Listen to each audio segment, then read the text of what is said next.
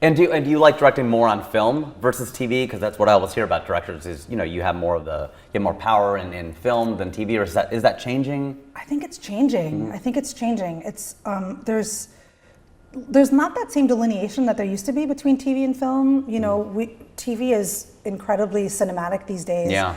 And pushing a lot of boundaries, and it's just faster, honestly. Yeah, it's right. like so much faster to get a TV show going or to get a spot directing on a TV show than to get a feature off the ground. Sure. But I honestly I'm very, I get excited by all different media. Sure. And in terms of format, form, length, genre, I like to really approach my career the way actors approach their careers, where you could do like a superhero movie and then you could go do like an art house indie. Yeah. And that's what I really enjoy. It's like, I get bored doing the same thing over and over again, so I like to branch out. How did Meralta Films get its name? So you've told us the Natasha story. Tell us about Meralta Films. I'm always interested in how people come up with their names of their production companies. So it's another good story. So Meralta, the theater we were talking about, my parents in the 70s leased a single screen movie theater in Culver City, and that became the first theater to exhibit Hindi films in the US. And it was really a place where like the community came together, and there are people who are friends to this day, who have been friends for 30, 40 years, who met at that 50 theater. years. 50 years, yeah.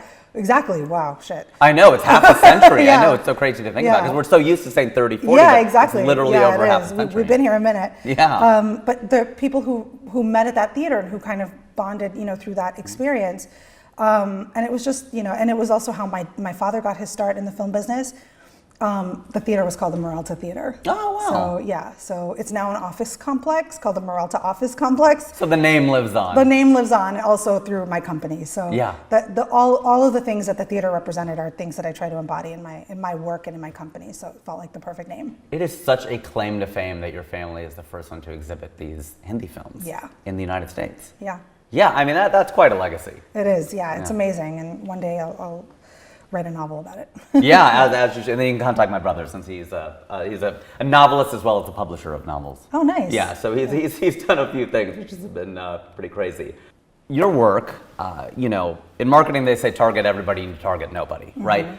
Your work, you have St. Louis Superman, which is a documentary about a black man in St. Louis, of course, in Missouri, state representative in Missouri, the Show Me State. Yeah. And then you also have done a lot of things that are in the Desi space, the South Asian space, et cetera. So you're not limited only to the Desi space. But that said, knowing that your work will be seen globally by people that are not South Asian, how does that influence the projects you choose and the approach that you take when you direct and produce?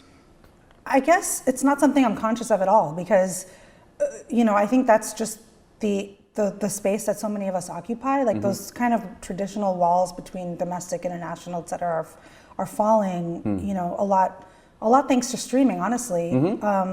And even just as a person, I am Indian, I'm American, I'm a woman, I'm a human being, a millennial, like a human being in this world. And each of those, facets of my identity attract different interests, right? So I pursue things that I'm interested in and things that I feel like I can sort of explore some facet of humanity through, that's sort of the only through line, in all my work is trying to like ask big questions about the world we live in, about who we are as people. And I can do that through a dating show, or I can do that through, an arty, documentary. And all of it excites me and all of it informs me. I find all of it as intellectually rigorous. So, because, everything speaks to sort of a different, part of my identity. The best advice I've ever gotten, from another filmmaker I got from Shekhar Kapoor, where he says, you have to see yourself in everything that you make. And that can come in many different ways, but you have to sort of find yourself, and that's how work feels authentic and it feels real, and you're asking the right questions. And that's really what I look for, is what aspect of my identity or my curiosity am I seeing in this work? And that's sort of been my North Star.